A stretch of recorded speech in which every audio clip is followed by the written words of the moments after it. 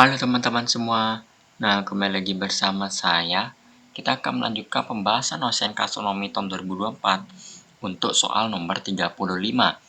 Nah, seperti apa soalnya? Mari kita langsung saja cek. Dispersi cahaya ke dalam warna-warnanya atau spektrum oleh kisi bergaris bersandar kepada prinsip fisika yang disebut. Nah, jadi kita ini soal teori ya, dimana ada 5 option. Ini kayak sebatas pengertian gitu ya, dispersi cahaya ke dalam warna-warnanya itu oleh kisi bergaris disebut apa gitu dalam fisika ini ya. A. Refraksi, B. Difraksi, C. Refleksi, D. Absorpsi, E. Emisi. Jadi kita harus tahu dulu apa itu kelima ini ya, pengertian kelima ini. Nah, kita mulai dari yang pertama aja langsung ya ke A, refraksi. Jadi refraksi itu apa? Nah, refraksi itu seperti ini ya. Jadi kayak refraksi itu adalah fenomena sinar yang berbelok arah ketika gelombang berpindah medium atau pembiasan. Ya, ini kayak refraksi itu pembiasan cahaya gitu lebih gampangnya. Gitu. Ini untuk fenomena contohnya ya. Jadi kayak misalkan ini misalkan ini udara terus ini air gitu. Dimana kan udara tuh mediumnya kurang rapat ketimbang medium air gitu. Kalau misalkan ada cahaya dari udara ke air itu pasti dia akan belok gitu gelombangnya. Sama kayak misalkan kalian pensil gitu, terus kalian celupin ke air, oci pensilnya kelihatan bengkok. Ini ya pembiasan artinya. Dia kayak berbelok arah gitu. Nah, bukan cuma arahnya aja yang berbelok, jadi tapi kecepatannya juga berbelok gitu. Bukan berbelok ya, kecepatannya berkurang atau bertambah tergantung apakah mediumnya lebih rapat atau lebih ini ya, lebih renggang gitu.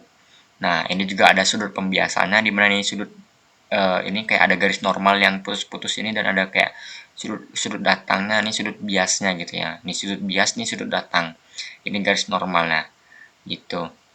Nah, kita lanjut langsung ke difraksi ya selanjutnya. Jadi difraksi itu apa? Nah, difraksi itu kayak dispersi cahaya oleh kisi bergaris atau kisi difraksi, atau bisa juga kayak misalkan difraksi itu kayak ngelewatin suatu celah gitu yang sempit sehingga nanti gelombangnya akan mengalami ini ya dispersi ini. Ini contoh dispersi cahaya oleh kisi bergaris gitu ya, atau bisa dibilang difraksi. Nih.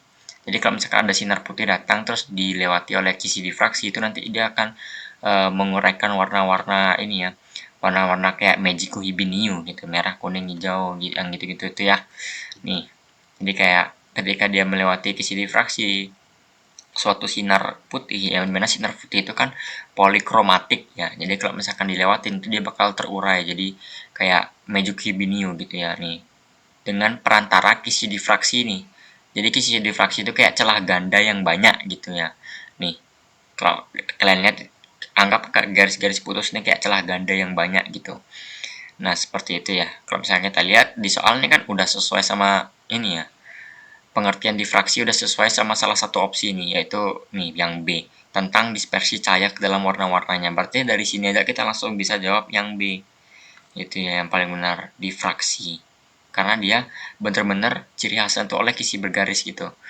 Dan dispersi itu kayak penguraian cahaya ke monokromatik yang awalnya dari polikromatik jadi monokromatik. Ini ya dispersi itu kayak pembiasan untuk menguraikan suatu sinar putih atau suatu cahaya putih ke warna-warna masing-masing kayak Magico Hibiniu ke monokromatik gitu ya. Dan perantaranya itu menggunakan kisi bergaris atau kisi difraksi biasanya atau celah ganda gitu ya. Nah, ini soal yang B. Nah, kalau misalnya kita lihat juga untuk memastikan kita coba CDE ini ya. Nah, kalau C refleksi kita mulai ya. Nih, refleksi itu peristiwa di mana cahaya yang datang ke permukaan suatu benda dipantulkan kembali, seperti yang kalian tahu kayak kaca gitu. Nah, ini untuk contoh ini ya peristiwanya. Jadi kayak ada senter datang diarahin ke kaca terus kita lihat pakai mata tuh dari kaca tuh kelihatan gitu senternya ya cahayanya. Nah, gitu. Dan sekarang masuk ke absorpsi. Absorpsi itu kayak kemampuan suatu materi untuk menyerap energi cahaya dalam bentuk foton gitu ya. Jadi kayak ibaratnya kayak benda hitam sempurna gitu. Gitu. Kalau misalkan kalau kita ngacu pada black body gitu ya. Kayak sifatnya. Nih, contohnya. Jadi kayak misalkan di sini ada andai kata benda terus ada cahaya datang terus jadi serap gitu. Gitu ya kayak prinsip black body gitu. Nah, terus kita lanjut ke yang terakhir, emisi. Emisi itu dimana proses di mana keadaan elektron pada suatu atom dengan energi yang lebih tinggi bertransisi ke keadaan yang lebih rendah dengan memancarkan foton. Jadi kayak lebih simpelnya nih, emisi itu kayak suatu benda yang memancarkan cahaya gitu ya, lebih simpelnya.